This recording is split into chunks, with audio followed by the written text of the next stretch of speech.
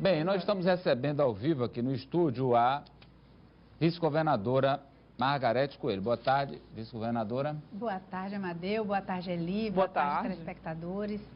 E a vice-governadora que sempre teve um trabalho voltado para a participação maior das mulheres na política, na vida administrativa de estados e municípios, ela agora está tentando sensibilizar os prefeitos para a criação de organismos de defesa das mulheres. É complicado isso, vereadora? Essa conscientização é lenta mesmo? Como é isso? É verdade, é muito lenta porque os prefeitos, os administradores, eles partem do princípio que seria criar uma despesa a mais para o município, geraria uma despesa a mais, criar mais um organismo. Acontece é que para concorrer aos editais, para participar de convênios, de programas...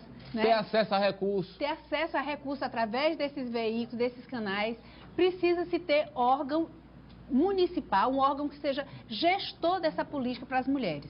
Então, no momento em que os municípios... Vice-governadora, só para lhe ajudar aqui, são recursos que vêm do Estado, da União e até recursos internacionais. Para que esses recursos cheguem ao município, eu digo, tem muita verba, tem muito programa, dada a situação de fragilidade e dada a situação de extrema insegurança que a mulher vive, insegurança política, insegurança jurídica, insegurança física e patrimonial, são diversas as políticas que estão sendo traçadas no sentido de apoiar e de superar essas dificuldades que a mulher enfrenta. É violência, saúde, educação, é muita coisa, né? Muita coisa. E a política para a mulher, ela tem que ser pensada mesmo em todos os níveis. Não pode ser verticalizada. Então, não adianta ter um ministério se lá na ponta não tem ninguém representando. E o Ministério da Justiça tem programas, o Ministério que hoje, né, através da Secretaria da Mulher, tem programas. Enfim, organismos internacionais, o Banco Mundial tem diversas linhas de financiamento de programas. Agora, para isso, para esclarecer os prefeitos e a população dos municípios, é preciso criar uma secretaria, uma direção? Tem-se que ter um órgão gestor. Olha, só para dar um exemplo, quando eu era deputada estadual, nós criamos a Coordenadoria da Mulher porque precisava que o estado do Piauí estava perdendo diversos recursos, diversas fontes de recursos, porque não tinha um órgão encarregado de realizar essas políticas públicas diretamente, um órgão gestor e um órgão de acompanhamento e de fiscalização dessas políticas. E nós viabilizamos a participação do Estado do Piauí na época, até só com o projeto de lei. Quer dizer, o Banco Mundial exige que tenha um órgão, então você não vai ter acesso a esses recursos se não tiver. O Estado do Piauí hoje, apenas 5 municípios possuem organismos para mulheres. Nós estamos sensibilizando aos gestores, prefeitos e prefeitas, para que criem esses organismos. Veja, nós estamos em um ano, e eu não estou aqui falando de captação de sufrágio, estou falando de política pública, um ano em que as mulheres serão decisivas no processo eleitoral. Então, nós estamos, no momento em que nós não temos essas políticas no município, nós estamos excluindo, né, mais da metade da população de políticas públicas. O prefeito que está nos vendo, como é que ele faz? A nossa coordenadoria da mulher, Coordenadoria de Políticas para Mulheres do Estado do Piauí, já tem esses projetos, tem como auxiliar, nós temos pessoas lá capacitadas, aptas a estimular. Mas, na verdade, é mandar um projeto de lei para a Câmara de Vereadores, criando uma coordenadoria ou uma secretaria da mulher no município, instalando e, a partir daí, se submetendo aos editais, né, que estão aí postos já em todos esses organismos nacionais, estaduais e internacionais, a fim de que esses recursos cheguem ao município. Mas os projetos podem ser a nossa coordenadoria está preparada, Amadeu, para auxiliar na instalação desses organismos. Nós temos lá uma equipe competente, coordenada pela nossa secretária Aldaci, só para isso, para acompanhar a instalação desses organismos. Bem, eu quero aproveitar a presença aqui da vice-governadora para tratar de um tema do qual ela conhece muito, porque é craque em direito eleitoral. E há aí algumas dúvidas dos partidos com relação à eleição desse ano, vice-governadora, que é a questão aí dessa janela para filiações. A nova lei prevê que alguém filiado até 6 meses antes da eleição pode disputá-la, pode disputar a eleição. Mas isso não vale para todos. Queria que a senhora explicasse por quê. Amadeu, a grande dificuldade que essa janela trouxe é a seguinte: a lei anterior dizia que para o prazo mínimo de filiação, para que alguém pudesse se candidatar por um partido, era de 1 ano. Então, com base nesta lei, com base nessa regra, todos os estatutos dos partidos políticos passaram a prever regra idêntica ou superior. Alguém, para se candidatar pelo partido, deveria estar afiliado a ele há pelo menos 1 ano, no mínimo 1 ano, da eleição. E há partidos que prevêem prazo superior, de até 2 anos, né? Então, quando a legislação nova veio, quando a janela veio, com o prazo de filiação de 6 anos, 2 anos, e não há tempo de fazer essa correção. Por exemplo, tem um vereador que está mudando de partido. Ele pode não poder ser candidato? Ele pode não poder ser candidato se o partido ao qual ele se filiar prevê esse prazo de 1 ano. Porque ele não terá 1 ano de filiação ao partido.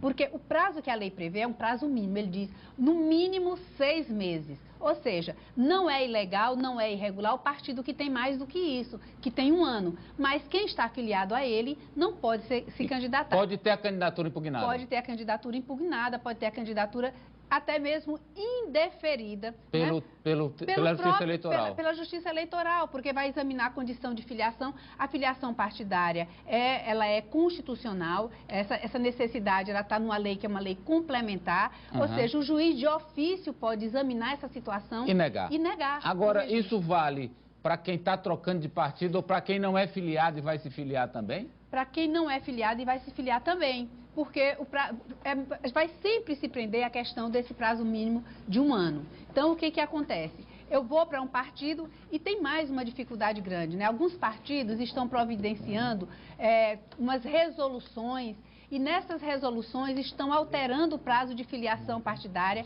para não ficarem no prejuízo de não poderem receber essas filiações, né, que serão originadas das janelas. Ocorre que a lei também está atenta a esse tipo de estratégia, porque a lei, os estatutos dos partidos políticos não podem ser alterados em ano de eleição. E a resolução que altera, ela tem que estar registrada no cartório eleitoral, alterando o estatuto, e isso registrado no Tribunal Superior Eleitoral. Então, vice-governadora, muitos telespectadores aqui parabenizando pelo seu trabalho, de vários municípios, mandando abraços. E muita gente aqui querendo que a senhora se manifeste como governo do Estado sobre a questão da paralisação dos professores, em que pé está, como é que está essa negociação, principalmente muitos alunos perguntando. Olha, eu tenho certeza que os professores não querem fazer greve, assim como o Estado, se puder evitar a greve, evitará.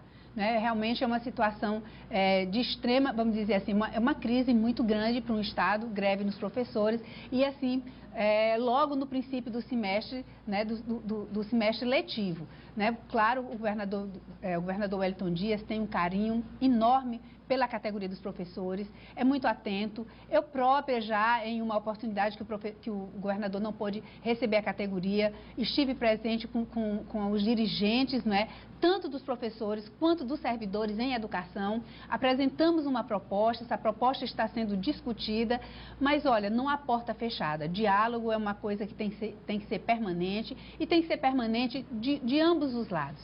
Tanto o Estado tem que estar aberto, porque, na verdade, o que determina a possibilidade de reajuste financeiro de uma categoria não é somente a decisão política do governador, não é só uma decisão política da secretária de Educação, é uma decisão política, sim, mas que ela tem que encontrar respaldo no que o orçamento do Estado permite. Não vai se querer uma situação em que o governador, para atender a categoria, num pleito que é justo e que se reconhece justo, se aumente os salários, se reajuste os salários, mas que em seguida não se consiga pagar. E aí, quer dizer, vamos ter uma crise ainda muito maior, que é a crise dos salários atrasados, né?